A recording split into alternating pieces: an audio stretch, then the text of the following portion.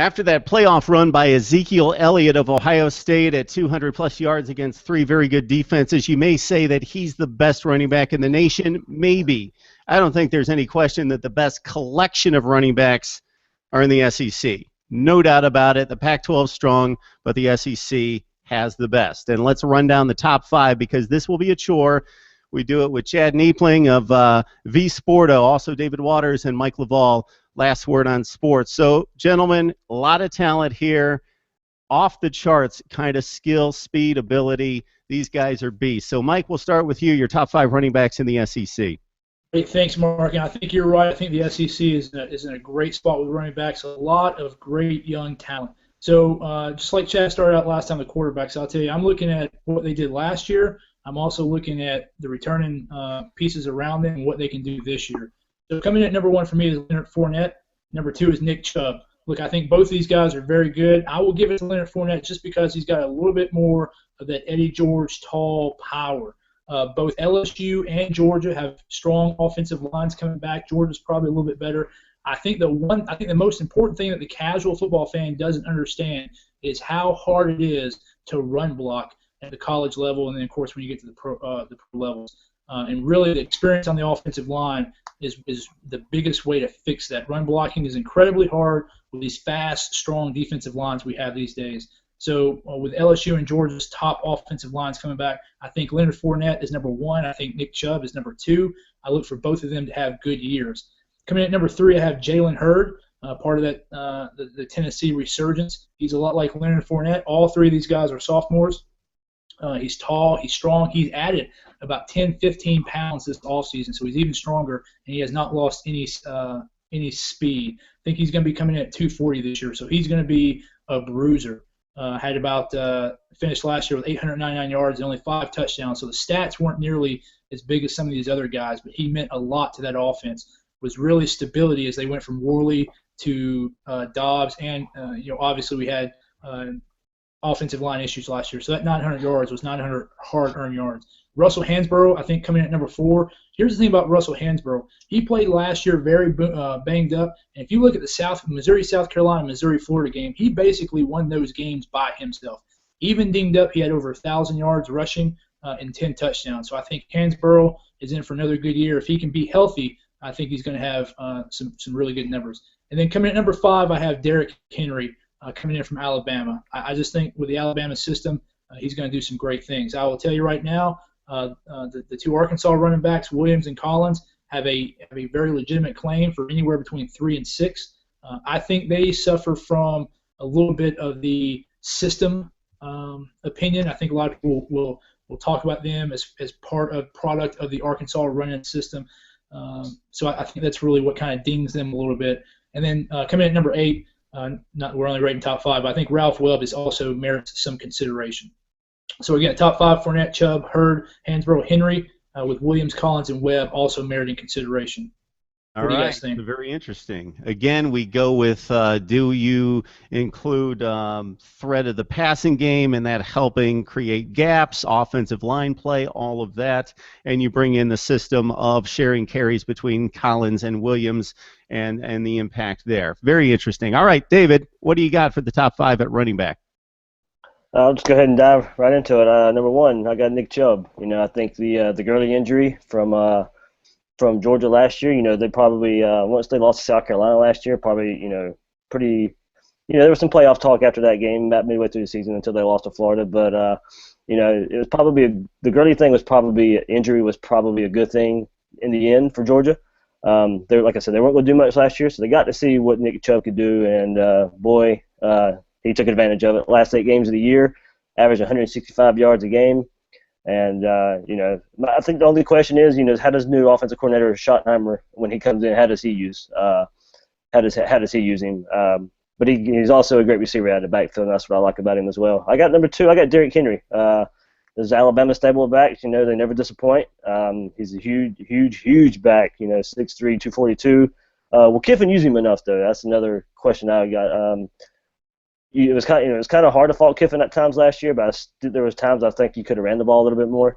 But it's kind of hard to argue with the numbers Amari Cooper was getting as well.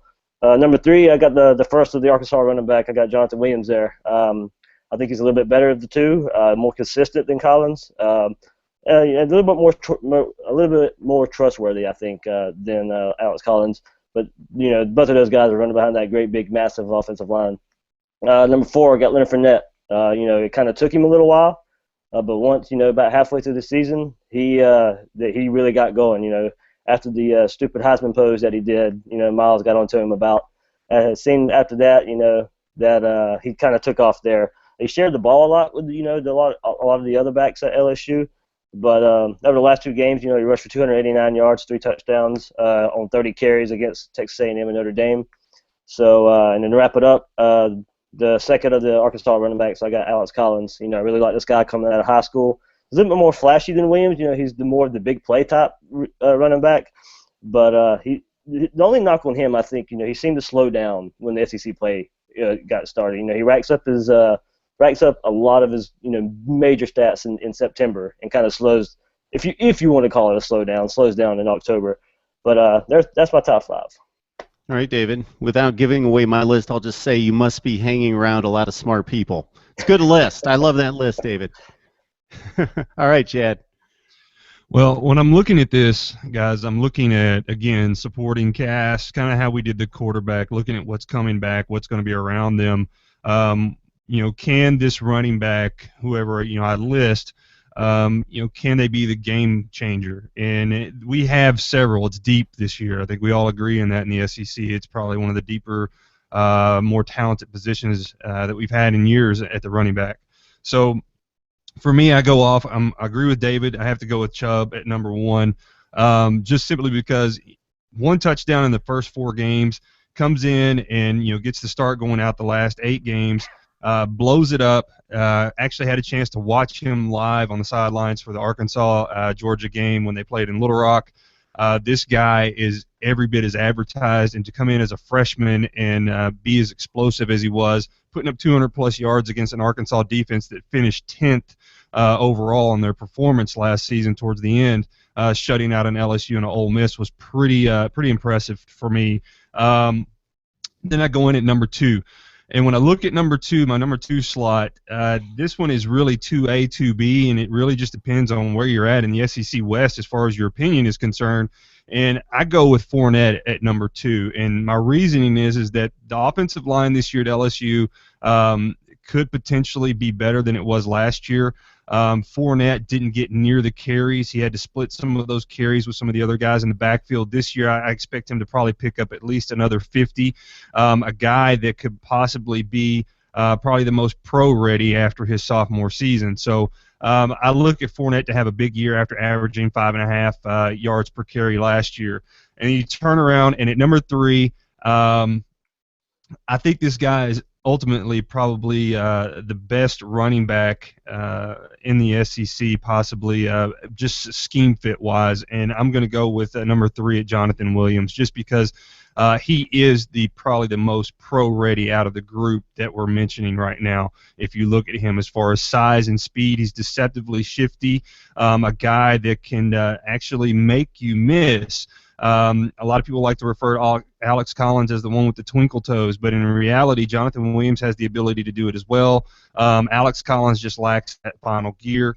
At 4, I'm going with Derrick Henry because there are some questions there at the quarterback position for Alabama that could lead to to affect some of his carries. Drake's going to be back, which we know is going to be ineffective in the slot sometimes in the passing game, but he's also going to share that. Plus, they got a really good freshman coming in that's probably going to get some of the load as well. And then at 5, I'm going Alex Collins. I'm going with AC. That being said, out of my 5, there are a couple guys that are really worth mentioning, in my opinion, and that would have to be Boom Williams out of Kentucky. I think he's a guy that has an opportunity to show up this year. And, of course, a guy that you really need to keep your eye on because we know how things like to go in Auburn, and that's Jovon Robinson. This kid has the potential to explode this season just because of the style of offense that they like to run at Auburn. So keep your eye on Jovon Robinson. I think he's going to be a big-time player this year. Good point, Chad. Trey Mason, Cameron Artis-Payne, huge years the last 2 years. Auburn basically outside of Reese Smukes, one other player there gone from the starting five, but the other three guys back for the Auburn Tigers up front. I love what you guys had to say about Williams and Collins, and that broke my tie for number 5. So I'll go from 5 to 1 and start it off with Alex Collins. And David, you started the conversation in trying to distinguish these two guys, and Chad, you kind of finished it off. And I'll bring some light to this because in the 2 years that they've played together, the stats are almost identical, like 1,000 yards, 5.5 per carry, about the same number of touchdowns. But if you look, Jonathan Williams had much better games against the better defenses. Bama, Georgia, LSU, Ole Miss, Texas. Jonathan Williams had the much better games against the better defenses. Tore up Texas for 105, had a huge game against those other defenses, and in particular, Ole Miss had a great defense, and Alabama as well. Alex Collins, extremely good with the 12 touchdowns. He really ripped up Texas Tech. That was his big game of the year at 212. He's the classic I-back in the tailback position, gets to the second level. Jonathan Williams coming into his senior season with 5 100-yard games. I got Leonard Fournette coming off the huge freshman year. We all expected huge things out of him. As you guys mentioned, shared carries early. They broke him in. They got him geared up. He had the huge game with that signature play against Texas A&M in the regular season finale, and then he just dismantled Notre Dame. Even though they lost that game, they should have given him the ball more than 11 times. But LSU loses that game, but he just went off. The touchdown pass, the kickoff return, 143 rushing yards in the bowl game, put up a $113 against a quality Ole Miss defense when they had nothing passing. And if you guys remember the touchdown drive in that 10-7 win, it was Leonard Fournette left, right, left, back and forth, and then they threw the 1-yard touchdown pass after he gained basically 80 yards rushing on that drive. At number 2, I got Derrick Henry. I think David brought up a great point. Lane Kiffin got a little fancy last year. That's one of the things that he does well is match up and take advantage of defensive weaknesses. But I think that Ohio State might have been in a little bit more trouble had they stuck with Derrick Henry on a few drives in that game. He is a monster.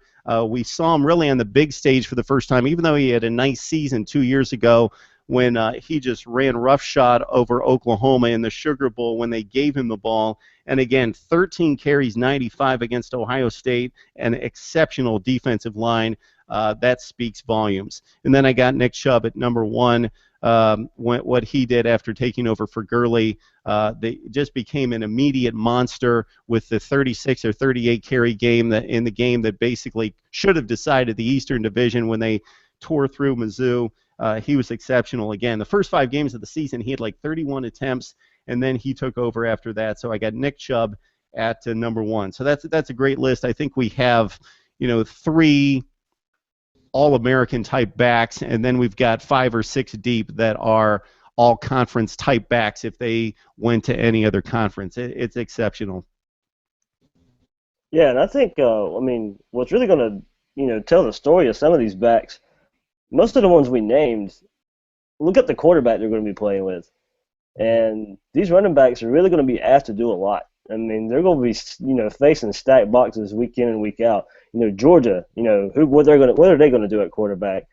We think Jacob Coker's going to be the guy at Alabama, but, it's going to be a run-first offense, we think, first. Arkansas always, definitely going to be run first. Allen will improve, but definitely going to be run first. And LSU with Leonard Fournette, I guess their hand kind of got forced with some of the arrests they had at quarterback, but we don't know the downfall of that yet, So a lot of these backs are going to be asked to carry their teams till the quarterbacks come around. Yeah, no doubt about that. Mike, you chimed in with Jalen Hurd, so you kind of went with my thought, not necessarily 2014 productivity, although he had a nice season, but more so continuing to mature and project toward 2015 and getting him in there in the top 3 or 4. I know you really like Jalen Hurd.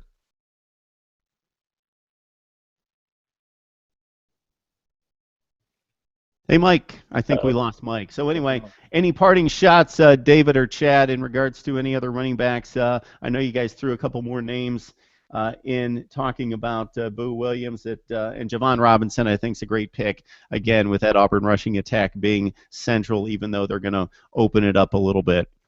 I have to go off of what you said with Hurd. I think Hurd has the opportunity to have a really big year, especially with the 1-2 punch of having Kamara come in after leaving Alabama, going JUCO route. Now he's back in the SEC.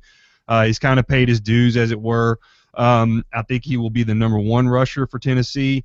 Just depends on if this offensive line can actually create the space needed for him to be able to make the runs that that it's going to need. But that being said, with this 1-2 punch, I really think they can wear some defenses down. But they're going to have to prove it pretty early because that Tennessee schedule is tough. That is a very tough-looking schedule to start off with. But I think Hurd has the opportunity to be one of the guys we're talking about at the end of the season.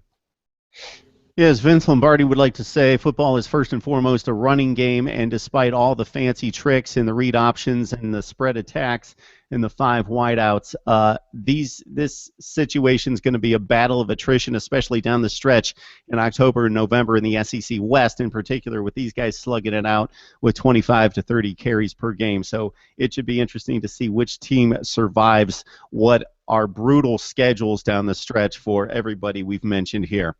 All right, gentlemen, Mike Loveall, last word on sports. Got David Waters along with Chad Neipling of V Sporto joining us to run down the top 5 in the SEC at running back. Let's talk those prima donnas at wide receiver next, fellas.